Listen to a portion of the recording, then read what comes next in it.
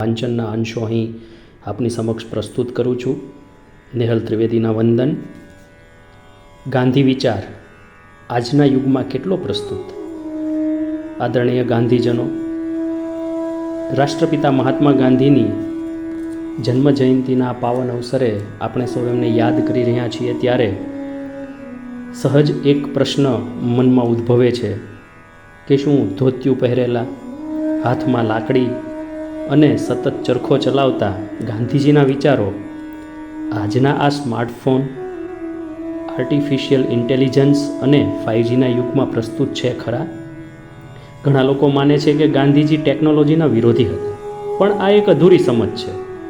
ગાંધીજી ટેકનોલોજીના વિરોધી ક્યારેય ન હતા, પરંતુ તેઓ માનવતાને ગુલામ બનાવતી ટેકનોલોજી, લાખો લોકોને બેરોજગાર જે કરે એ ટેકનોલોજી અને સંપત્તિનું કેન્દ્રીકરણ કરતી ટેકનોલોજીના વિરોધી હતા. તેમણે પોતાના પ્રસિદ્ધ પુસ્તક હિન્દ સ્વરાજમાં સ્પષ્ટપણે કહ્યું છે કે તેઓ એવા યંત્રોનું સ્વાગત કરે છે જે લાખો લોકોના ઘરોમાંથી મજૂરીનો બોજ હળવો કરે, પરંતુ એવા યંત્રોનો ચોક્કસ વિરોધ કરે છે જે માણસને વિસ્થાપિત કરી દે. આજે જ્યારે ઓટોમેશન અને એઆઈને કારણે લાખો નોકરીઓ પર સંકટના વાદળો ઘેરાઈ રહ્યા છે, ત્યારે ગાંધીજીનો આ વિચાર આપણને સાચો માર્ગ ચીંધે છે.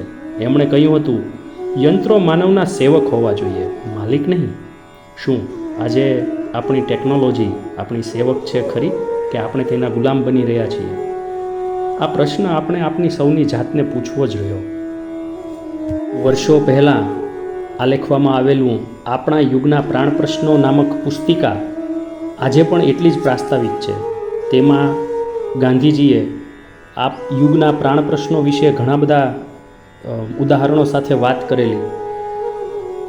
આ પુસ્તકના આધારે જો જોઈએ તો આજે વિશ્વમાં 3 મુખ્ય સમસ્યાઓ છે. સૌથી પહેલી પર્યાવરણ વિનાશ, જેને આપણે ક્લાઇમેટ ચેન્જ તરીકે ઓળખીએ છીએ. ગ્લોબલ વોર્મિંગ અને પ્રકૃતિનું શોષણ આપણી સામે વિકરાળ સ્વરૂપ ધરીને ઊભું છે.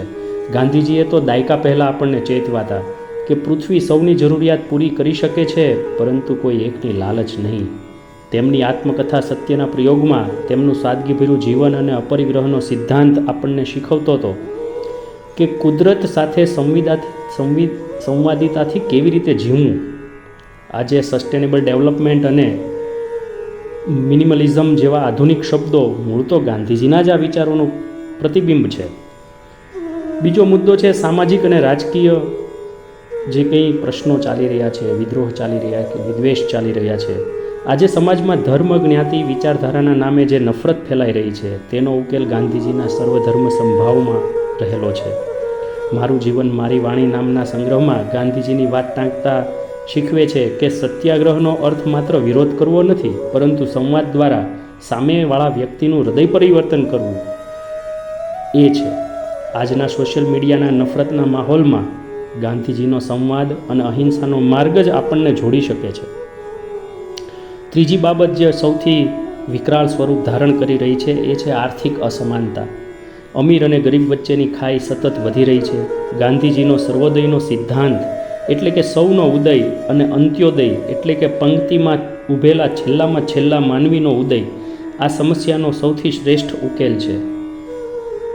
તેમના ટ્રસ્ટીશીપનો સિદ્ધાંત શીખવે છે કે જેમની પાસે વધુ સંપત્તિ છે તેઓ તેના માલિક નહીં પણ ટ્રસ્ટી છે. મિત્રો, ગાંધીજીના વિચારો કોઈ મ્યુઝિયમમાં સજાવવાની વસ્તુ નથી. તેમના પુસ્તકો માત્ર વાંચવા માટે નથી, પણ જીવનમાં ઉતારવા માટે છે. ગાંધી વિચાર એ કોઈ જૂની પુરાણી વિચારધારા નથી, પરંતુ એક શાશ્વત દીવાદાંડી છે જે આજના આધુનિક યુગના તોફાનો વચ્ચે પણ આપણને સાચો રસ્તો બતાવી શકે છે. આવો આપ સૌને વ્યક્તિગત આહ્વાન છે, એક સંકલ્પ લઈએ.